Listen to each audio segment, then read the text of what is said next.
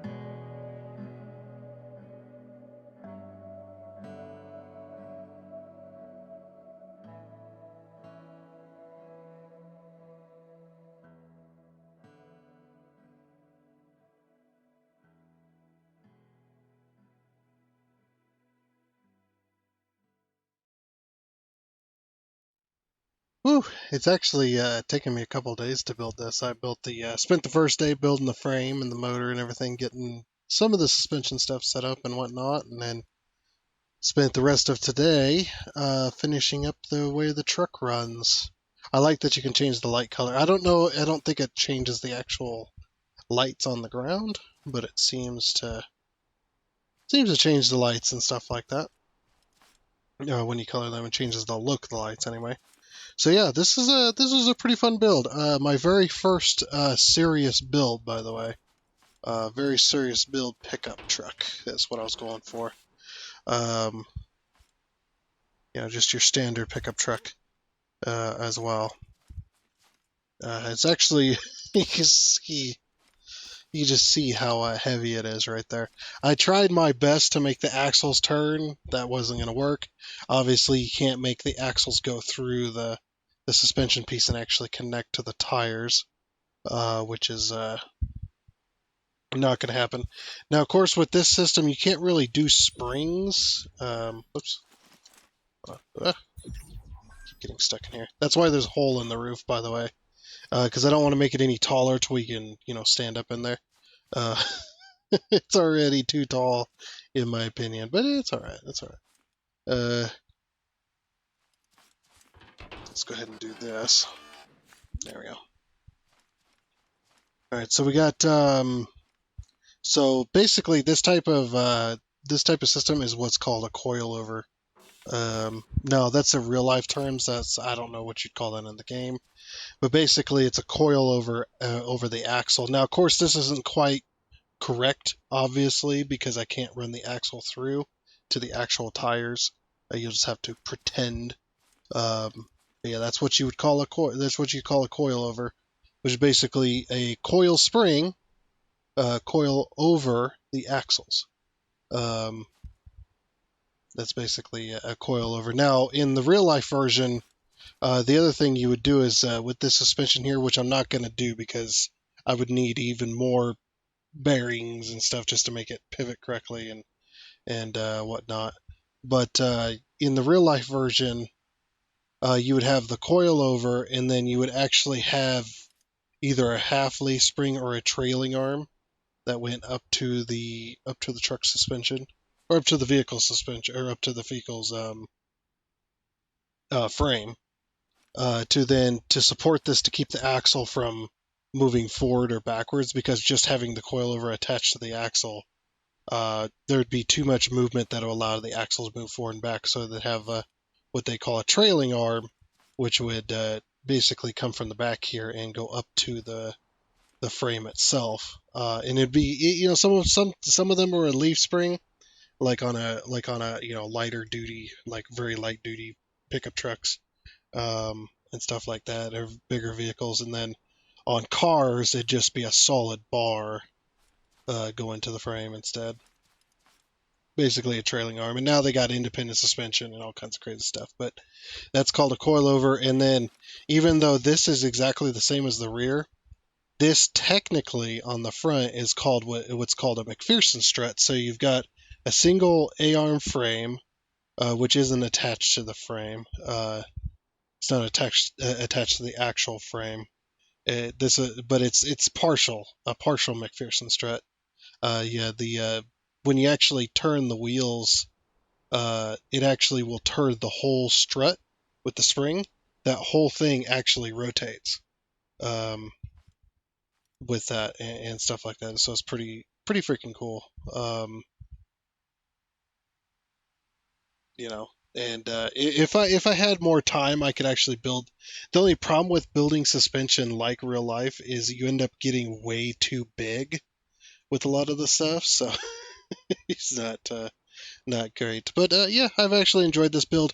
With this pole right here, if you guys are wondering why this pole exists, right here, is because the suspension will not directly attach to a bearing. The suspension will not be allowed to be placed on a bearing. I don't know if you could do that with a weld tool if that's possible, but I couldn't get it to do it. So we've got that, and then of course we've got the. Now I know this is all one color, but I sort of shaped it like a big old V8 motor, and then oops, let's go up just a little bit further, and then right here we've got the transmission, which the transmission then actually partially goes into the cab, or into where you sit, and you're actually when you're driving a pickup truck like this, you're actually whether in your if you're in the driver's seat, to the right of you is actually the transmission. At least half of it, or actually most of it, is about 3/4 of the transmission sits right there. Um, Now with manual trucks, that's why you'd always have the gear shift coming out of the floor, because that'd be attached to the transmission there. And then right behind the transmission, of course, we've got this bigger portion right here, which is called a transfer case. And this is actually because the way I set this up is with a four-wheel drive. Um, and I tried several different methods. As you had seen, I was failing spectacularly trying to get a four-wheel drive system going. But yeah, just for looks, this is the transfer case, and then these little pieces um, just kind of stick out, and then the axle attaches to that. And then you got the short axle here, which goes to both the front tires, and then the most of the powertrain. So when it's in two-wheel drive mode, all the power goes to the rear axle here, which goes to the rear tires. And then when it's in four-wheel, then it goes both this and this.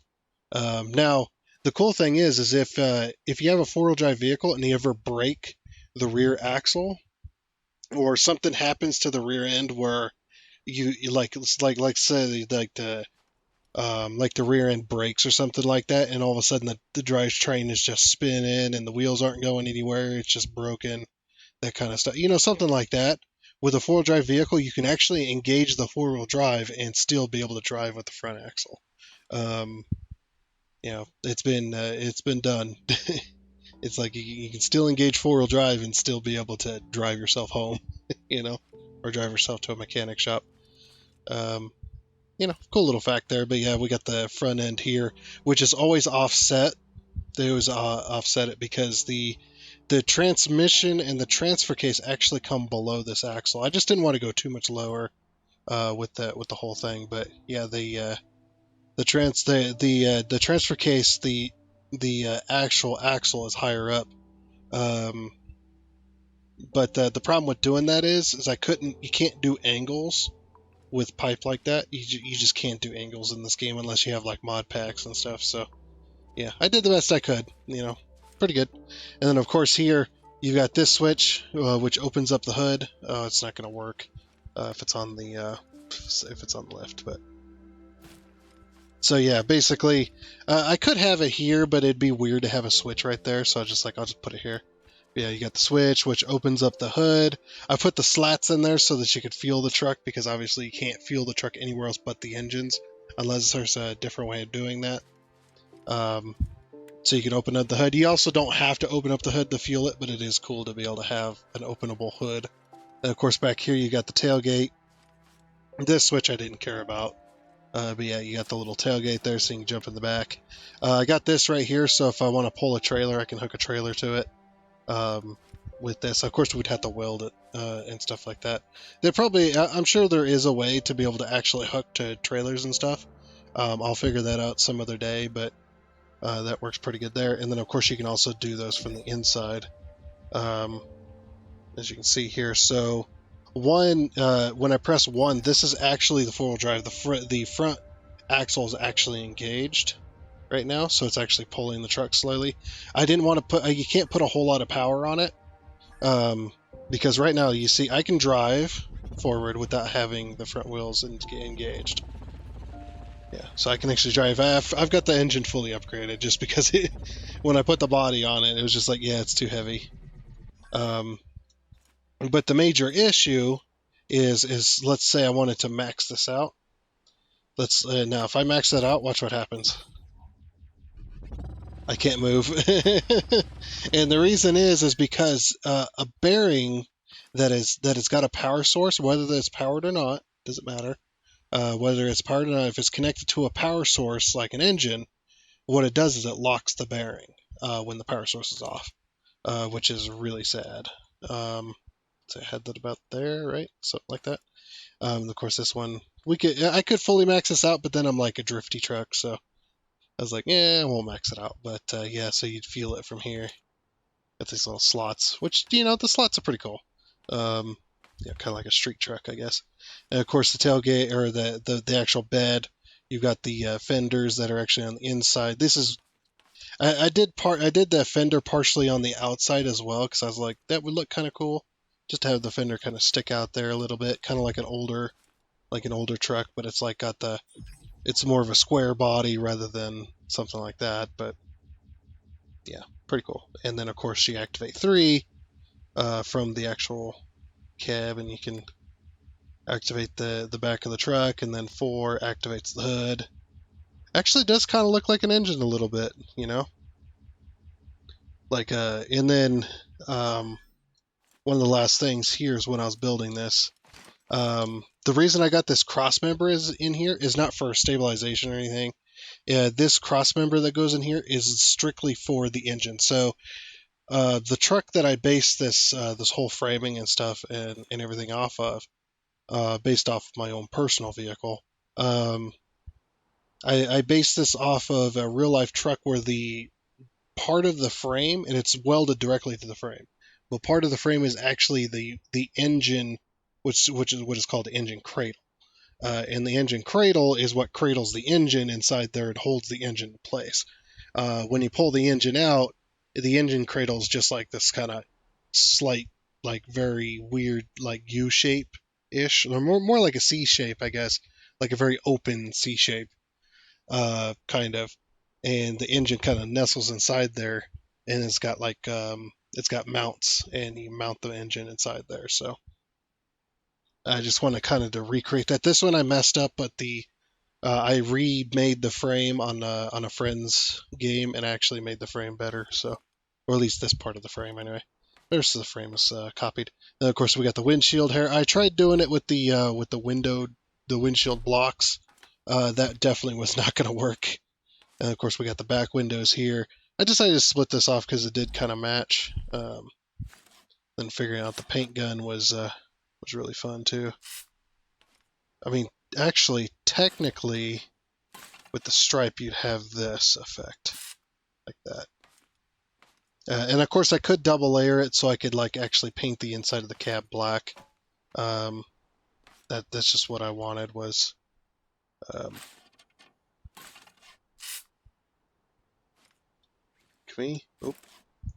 Can we upgrade these to 2? That way they're all black as well. Oops.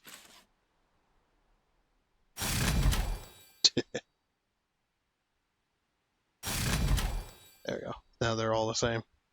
I had to upgrade this so I can put more connections on it. Yeah.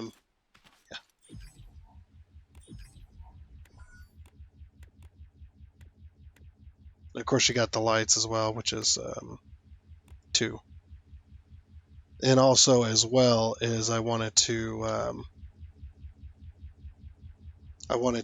be able to. I don't think you can activate this while you're inside, but this controls the lights, and of course that'd be on the inside of the cab anyway. You'd have an actual switch in there.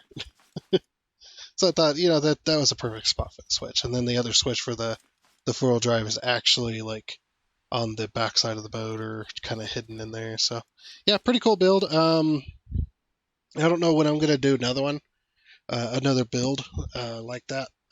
This was just kind of a fun side project. So hopefully you guys enjoyed that. Of course, a lot of the footage more than likely is either going to be 1,000 or 2,000 speed. A lot of the build and stuff like that. So really really cool for my very first build, and only having what do I have on this game? Only having like 20 hours on this game. Not too bad, I don't think. Messing with a lot of the stuff, and a lot of that stuff was just trial and error, and I'm actually glad I did that. I love like figuring out stuff myself, but there was a few things that I did try to do, and it just was not working. So yeah, you know how it goes. Anyway, for now though, like I said, that is going to be it for this very first look at kind of on the channel, kind of scrap mechanic little speed build here. I think my next build, though, if I do another one, it is definitely going to be a semi truck. I want to build a semi truck and trailer. I think that would be really awesome. This truck is a little fat. Look at that fat ass. It's got a booty on it. This truck. Anyway, yeah, I want to try and do a semi and stuff like that. I think that'd be really cool. Semi truck and trailer with a detachable trailer, um, with it having its like landing gear and stuff like that. I think that'd be really cool. But anyway, like I said, that is going to be it. So I do hope you enjoyed.